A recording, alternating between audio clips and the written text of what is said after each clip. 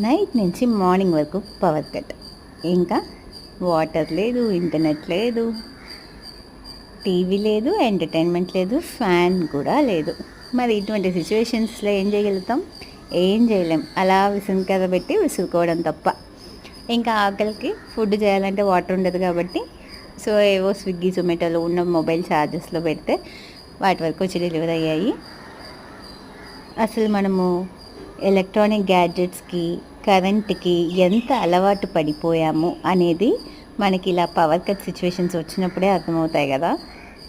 అంటే current of అయితే అసలు ఒక 10 నిమిషాలు కూడా మన వల్ల అవ్వట్లే, అబ్బా ఎప్పుడు వస్తుందా అని ఉంటున్నాం. అసలు డే టైంలో కూడా కొంచెం మేనేజ్ చేయొచ్చేమో, కానీ నైట్ నిద్రపోయేటప్పుడు కరెంట్ లేదంటే ఇంకా నిద్ర అన్న మాట అయితే అస్సలు ఉండదు.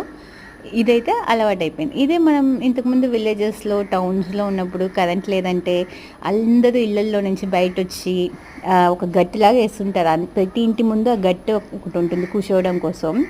తిన్నా అంటారు తమిళ్లో, తెలుగులో ఏమంటారు తెలియదు. దాని మీద వచ్చి కూర్చొని అందరూ కథలు మాట్లాడేవాళ్ళు విలేజెస్లో. బట్ సిటీస్కి వచ్చిన తర్వాత ఎవరిళ్ళల్లో వాళ్ళు ఇంకేం చేయలేక అలా కూర్చుంటారు. బాల్కనీస్ ఉన్నవారు కొంచెం తప్పించుకుంటారు, అప్పటికి దోమల దగ్గర నుంచి అయితే తప్పించుకోలేరు.